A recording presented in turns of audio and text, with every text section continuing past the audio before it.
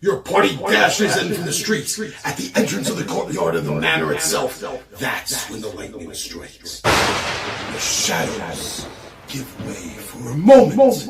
And at the top of the stairs, you see an ogre magi already completing the art. All right, so it's Friday morning, and I want to get started now because I got other things to do tomorrow afternoon or tomorrow morning before the guys show up. So I'm going to start doing my build, and you know I don't really often show the process of it. So why don't we start with that? Hold on, I'll flip the camera around.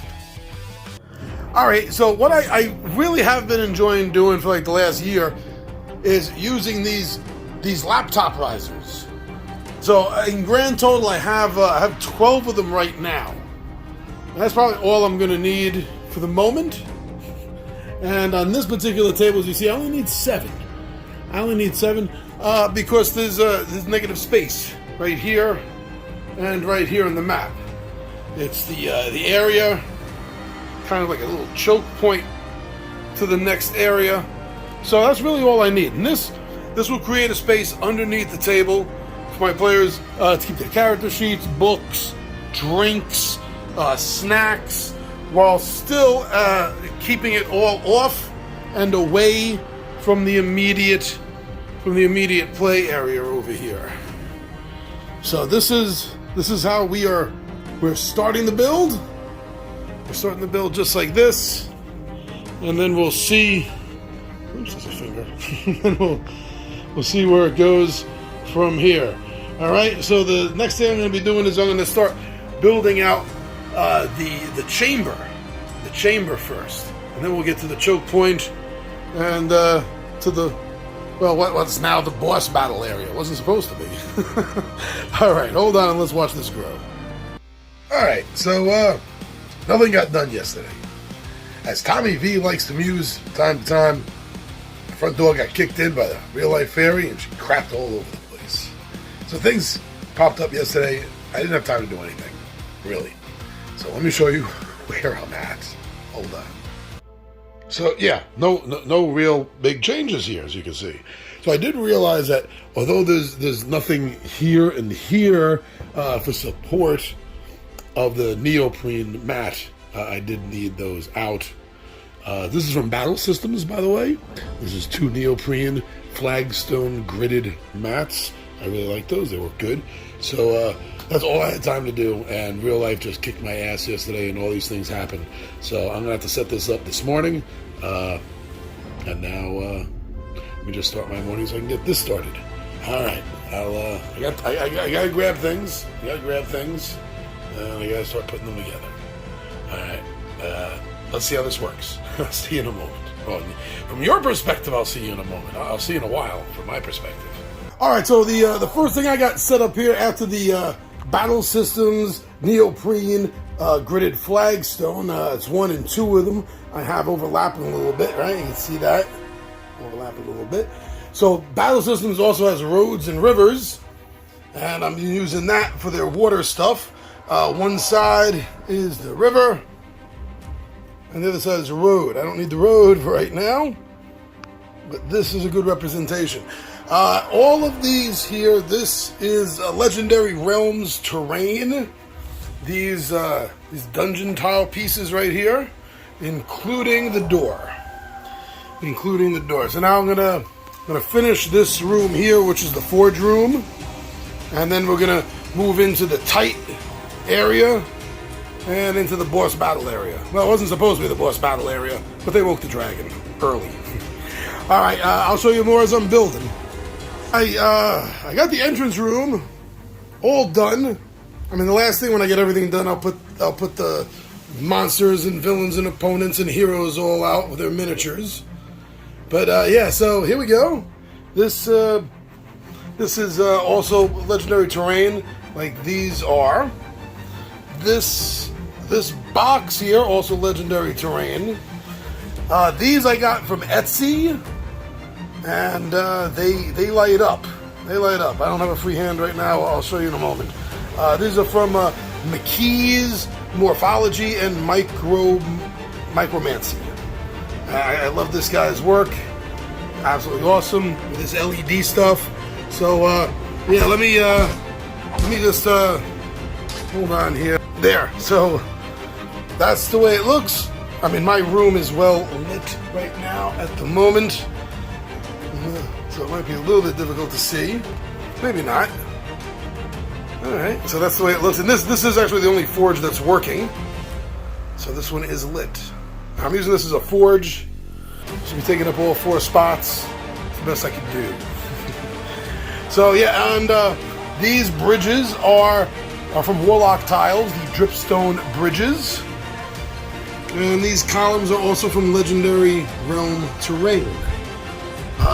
These statues I got from Etsy, and I can't remember the company that made them. I'm sorry, but they come in multiple different sizes. I decided on the 32 millimeter because I wanted them to look bigger. You know, I wanted them to look like these big, massive statues. So that's cool. But you can get them in 28 millimeter and multiple different sizes. Very, very nice. Very cool. Battle systems for the chest and this chest here, as well as battle systems for the weapon racks. Okay, so now let's get on to the next area. I'll be back in a moment. So now the next step in my build, I'm using these rocks. Yeah, they're unpainted. Kind of bothers me a little bit, but at least unpainted, they still look a little rockish. You know what I mean? So yeah, these are setting up the boundaries. I'm using these to set up the boundary from the little chokish point entrance here into the larger battle area. So yeah, I'm not sure what the company is, but I found it on Amazon. On Amazon, I got these. Just looking for rock terrain. I think these are called volcanic. These are called volcanic rocks. So yeah, so let's continue, because I got some Warlock cavern stuff that I'm gonna fill in the rest of this area with. All right, so let's see how that's gonna look. So now, building up, I was using the Warlock Tiles Cavern set, along with the dripstone bridges, which I got this from, the Bridgestone. The rest of this is all from the cavern system. I'm using two cavern system sets, and 1 dripstone bridges set. Along with his, as I mentioned before, this is from Etsy. McKee's Morology, Micromancy and Morology, and I'm not sure who printed that up for me. So this is the field. Now, I didn't have this set up like this last time with the cavern set, because I was saving this cavern set for the Dragon's Lair, which is down below here. But since they abruptly awoke the dragon, figured might as well just use my cavern set up here now. So there you go. It looks pretty good. I like the way it all flows together with the matching colors for the stalagmites and for the stalactites dripping over here. Oh, very cool. So now, get this standing up straight. Now the next step is I'm going to put the minis out.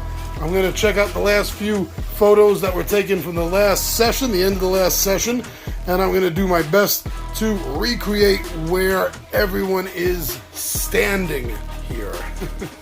So let me finish putting the final touches on and getting the characters out, the minis, and then we'll see how this all looks. Very cool. Thank you for joining me for this build. All right, so here we are. I decided to abandon the side piece that was here, because at this point right now it's not going to be doing anything for the game, for the adventure, for the group. So I decided not to put that here, leaving a space for Andrew and Ron, to have a little space of their own. And there is Smorky. I have an update on him, but not at the moment. Hold on. So here we go with the build complete, where everyone was at the end. Like I said, I added in the cavern section since I was going to use that downstairs with the dragon, but he got awoken and came upstairs. So here we are. Now here's the thing about the black dragon. This is not actually a large black dragon. It is a medium size. However, I decided that he has put himself under the effect of an enlarge spell, and making himself seem older, more powerful, scarier. We still have Minotaur Skeleton that's frightened, or right now. We have Kai's character, the archer, has been enlarged. He still has a few rounds of being that way, so basically we have someone shooting spears at the enemies. And here's where the rest of us are. And stunned and blinded, that is the case for Ren's fighter, Eamon, as well as Rinric, Rye's gnome illusionist. Now over here, I decided to add 2 more Djurgr coming in, the final 2 from this board, this level, coming in to help their commanders. And the gnome illusionist is frightened, and he's running out of here. Now here's the thing, when he runs out, he's going to close the door, and he's going to set off a spell, lightning bolt from a wand or fireballs, I'm not sure what. Yeah, as DM, honestly, it doesn't really matter. It's all DM's fate, right, at this point. But he's going to block this off. And the reason I'm going to have him blocking this area off mainly is because I don't have room to build out the rest of the map for them to run back into the other areas and stuff. So I have to control where they are. So that's why I'm going to pull the DM's fate and just have the gnome illusionist rack something out that will cause a little collapse in the ceiling. But otherwise, this is it. This is their setup. This is the battlefield. And of course, our party is really hurt, as you'll hear from the gang when they give their overview of last adventure, of what happened. We are all really hurt. But our advantage is the dragon is friends with nobody. So the dragon wants to end it with the Djurgr and these undead just as much as it wants to end it for the heroes. So enemy of my enemy is my friend, right?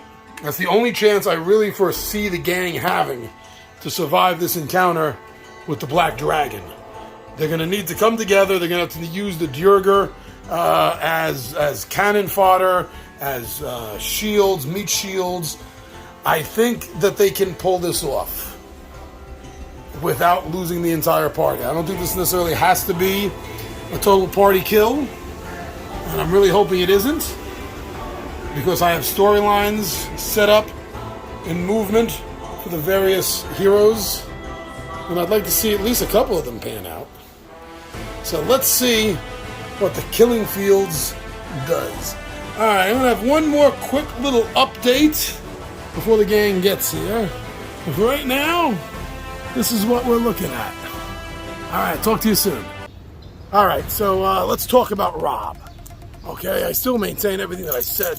I mean, the last time, he literally texted the group, like, while we were waiting for him for game day. He texted saying, I got something better to do, so I'm not going to hang out with you guys today. Okay, so you saw the last episode. You saw how pissed that I absolutely was over this. I've known the guys since we were teens, and to talk like that, so that's wrong. That is completely wrong, and I stand by that. But Rob has been on me all week. He's been texting me, he's been calling me. It's become quite obvious that he does feel bad, and he understands what he did was wrong. So because he's been a friend of mine since I was a teenager, I'm giving him another chance. If he was just somebody that just joined the group to play and he wasn't someone that's been a friend of mine for years, it would have been over. But I've known him since we were teenagers. We've been through a lot together. So he apologized. So that means I have to retcon and fix a few things. Because he died. When he walked out on us, told us I got something better to do than hang out with you guys, he got attacked from behind, and he went off the edge of the waterfall. Now, luckily, nobody saw him get cleaved in half or anything, so I can pull him back from that. And I think maybe subconsciously that's why I didn't have him destroyed, killed, murdered, right there. You know, it happened off screen, off panel, if you will, if this is a comic book, right? So I can bring him back. like the classic stereotype of the cliffhanger ending, you know? And then the next episode starts, and sometimes in those old cliffhanger endings, the startup is just a little bit different than the way it ended. Maybe a different perspective, a different angle, but that's what I'm going for. That's what's going to happen today, and I think that might help. Now, the group is in a lot of trouble. They woke up the dragon. They're fighting the Durgers. They're fighting undead. The Black Dragon is pissed. Now, like I said, the Black Dragon is tricky. This dragon is under an enlarged spell, so it appears larger, more powerful, older than it is. Which is good because it's not giving off a dragon fear effect, as it would if it really was a large-sized dragon. But I think the only thing that's really going to save the group, because I'm not going to do anything to pull their ass out of the fire. This is on them. They woke the dragon, they have to deal with this. But if they're smart, they'll team up with the Durgers, right? The enemy of my enemy is my ally. So they need to team up with the surviving Durgers. And then maybe they'll have a chance against the undead. They'll have a chance with the undead and the Durger, that is, to survive the Black Dragon attack. So let's see what happens, all right? They should be getting here soon, and then we'll talk to them. All right, cool. So we get into here, we work our way through, we think, okay, we're doing a good job, work our way through the river, we find ourselves at the end of the cavern, trying to figure out where are we going to go. The rushing river is not so fast, but the drop is pretty far. We see a platform, we get a sense that there might be a secret door somewhere that we can use. Yeah, but that drop would have killed. The drop would have killed us. We might have been able to make it across to the platform. All of that planning, for naught. Doesn't matter. Throw away the plan, because from behind, everyone that we left alive and not behind a locked door, flooding back into this room. We're talking giant skeletons, we're talking Durger commanders, magic users, the white to drain our levels again. It's just, it's all bad. It's all bad. Like I'm surprised that like the giant rage cocaine bear that we fought didn't come back to life to find us again at this point. So we need to make our way through. Rinrick is just cowering in his tiny little boots because he's got nothing left. The magic user starts coming in and is doing all his little tricks and things. We're getting ambushed. You know, one last trick out of his sack. He enlarges the archer to try to get some damage done. Rinrick enlarges the archer. And Rinrick enlarges the archer. Just all no holds barred. We need to get out of here. It looks impressive. It looks very nice. It looks very nice.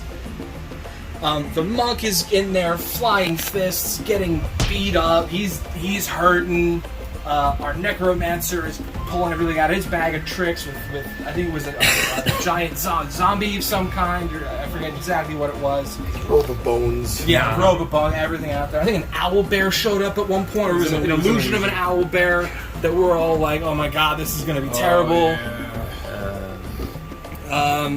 So we're all hurt and we're fending off our own, but we were holding our own for a while there. We're like, okay, you know what? The white is gone. The white's dead. That was the biggest priority. We took the white out. And no one got their levels drained. No one got anything drained. We managed to work our way through a lot of the Durgers that were here, a lot of the minions that were here. The magic user, I believe, oh yeah, he's over here, was hit with a fear effect, so he's fleeing the scene. See if he comes back once that wears off at any point. I know the monk is hurting. I think the fighter's hurting. I'm always a sneeze away from death, so who knows what's going on with me. But we think, you know what? We're doing okay. We only got a couple guys left. There's a couple skeletons, one of which has been turned, so he's kind of off on doing his own thing. A couple minions down here, a couple minions over here. We're good. Wait. What's that sound? What's that flapping, roaring sound? Oh. That is a black dragon. Adult? Young adult? You don't know dragons. Doesn't matter, man. A dragon's a dragon. You got some sort of knowledge score you can make? So here we are at our last end. No spells left. A couple spells left, but who knows how much. And you guys are hurting here. Yeah. Yes. Yeah. Stunned and blinded. Stunned and blinded. The Durger did that before. He got frightened. Before he skedaddled. He's like, I gotta yeah. Reinforcements coming in. Yeah. Couple reinforcements on the way. Are they real though? Oh, they could be illusions, yeah. Or they may take one look and go nope and walk away. Because they did warn us about the beast. Feed them to the beast. Great beast. Came up a couple times in the past, so I don't think there's an ally ship here. I think this is a sort of like Jabba in the Sarlacc pit. Jabba doesn't have the Sarlacc pit as a pet. He just knows that's there. We're just going to throw our prisoners in there. 'Cause screw that. Now, the Sarlacc's intelligence is what? An animal? No, yeah, it's Dragons are dragons smarter than are people. smart. Generally speaking, they're highly intelligent.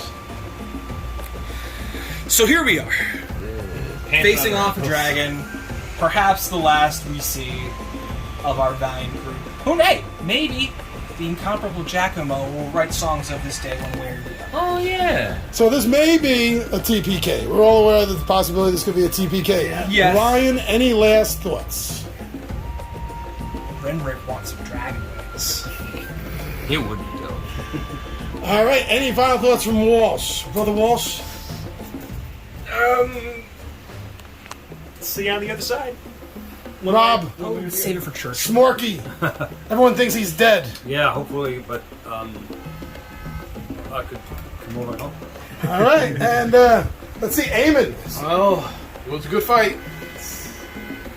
We held All our right. own. Bandor, any last words? I shall see the Elysian Fields today or some other day, but everybody dies sometime. Some of us multiple times. All right, everyone, so wish them luck, because they are going to need a hell of a lot of it.